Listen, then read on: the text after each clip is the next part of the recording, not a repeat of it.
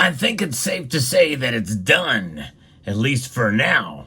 But there's opportunities here, and it shall continue. I'll explain about the big silver rally in this video as we explore.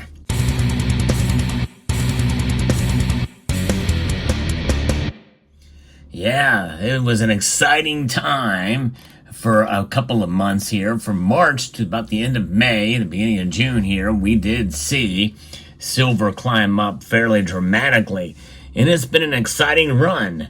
It's not over yet. I want to make that abundantly clear. But we have seen enough days where the price has been dropping and staying kind of stagnant where it is here, which could be the beginning of the summer doldrums that I initially had forecast. And it looks like, summer's not here yet. Still have a couple of days before that occurs. But we could be at the beginning of the summer doldrums.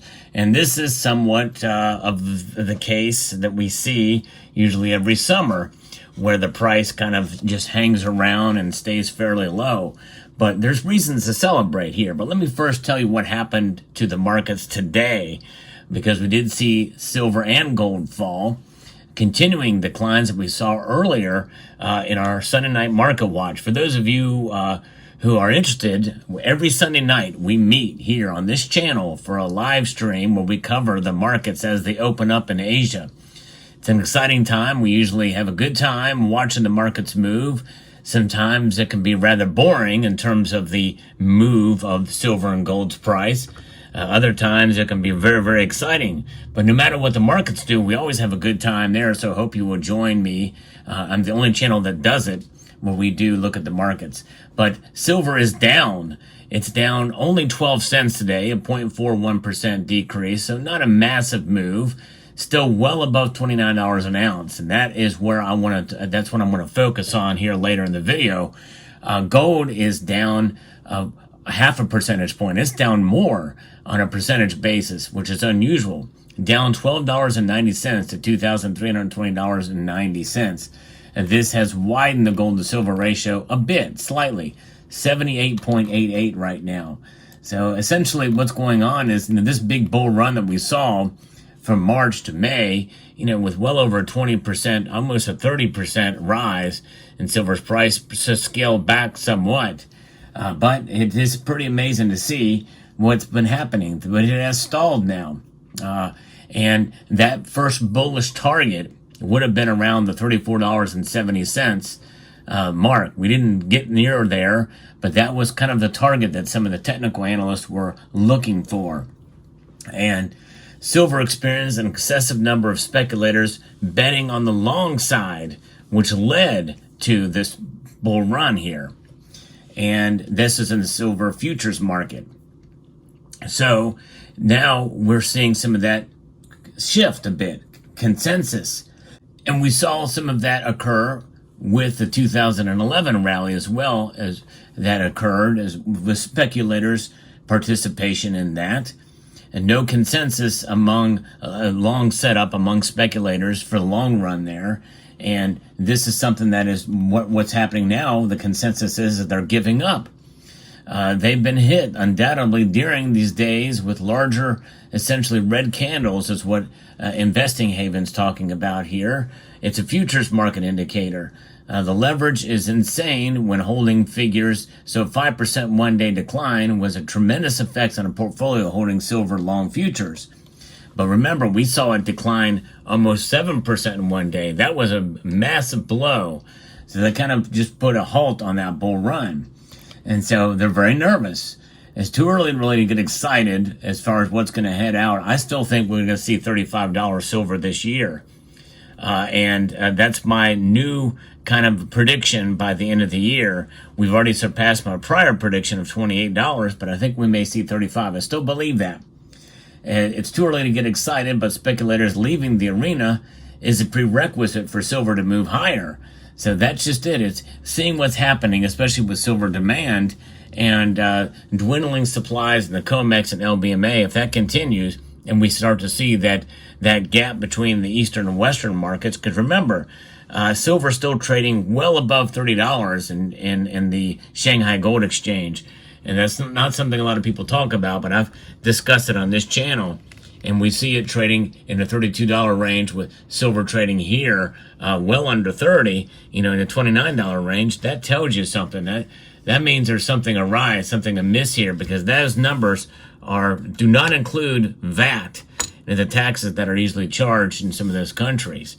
That is just purely the market price. And so there's going to be a point, essentially, in a few months where speculators will be once again hating silver through these summer months, because some of these geopolitical events that could occur, and we really are in one right now, with that sub and that ship and that nuclear submarine or nuclear armed vessel that Russia has near Cuba, should really have people on edge. But it's not really being discussed a whole lot here. And the thing is it really should be, because with their hypersonic missiles, could they have one loaded on that vessel that could shoot into the United States, and we couldn't react to it? These are geopolitical concerns that should move the markets, but it's really not having any effect on the markets at all. They're really ignoring it because the media are ignoring it. And that just goes to show you how much some of the stuff plays off of the media reaction to events, rather than the events themselves. What should be important is ignored, and what is really blown out of proportion is something we should ignore. And typically, or the market should ignore. When the price goes up, and because of these events, it doesn't last long. It normalizes back down again because it becomes normal. I mean, look at the Russian invasion of Ukraine, and that's now a part of everyday life. We know it's happening, and there's not been a whole lot of news out of that region for a while. I assume it's kind of led to a stalemate, but nobody can really say who's winning or if there any ground has gotten gained. We just don't know. And even if there has been some gains by Russia or Ukraine, it's territory that's not big enough to really move the news cycle to any great degree. And if it's not going to do that, certainly it's not going to move markets. And the Taiwan situation as well, there's not much news happening there. So this summer could be relatively boring. Now, what we do have coming up in days is the debate between Joe Biden and Donald Trump. Domestic politics will make a difference in the markets. There's no question about that. And I am of the mind that I don't think Joe Biden is going to make it to the convention. I think they're going to work to try to replace him. And the debate likely will be the telltale sign, the last final test for Joe Biden to see if he can hold on to the position as the nominee. And I think likely he won't be able to pass that test, and that will be the last straw, and then we'll see a move to a new candidate. I think that's going to move the markets. We've not seen that in quite a long time in this country. In fact, I really can't remember a time when a candidate who had full-on intention for running for re-election gets pushed out or drops out before the end. Usually they say that they're not going to run. There's speculation they may run, and then like Lyndon Baines Johnson is the last one where that has occurred.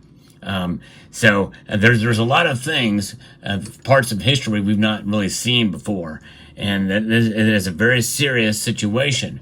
And of course, other things on the domestic political front that could happen throughout the summer very well could move the market, such as riots and that type of thing at the conventions, or stuff going on. There's a number of different things, horrible things that could happen that can move the markets. So be prepared for it. The summer could be very exciting, and not in a good way. Now, the other thing, too, is as we get into the fall and we start to see the Federal Reserve go past July, not raising rates, or lowering rates, rather, and then we get into September. If they don't lower rates in September, leave them where they are, I think that's going to be the beginning of another cycle of the precious metals continuing to climb. Because then that's the last time before the election happens, before there's any effect on what happens with what the Federal Reserve does. If they do not raise rates by September, then anything could happen in the November or the following rate cycle as to what they're going to do. And I just talked about it in a prior video, if you've not seen it, how them raising rates. Yes, I know that seems like a crazy notion, but it could happen.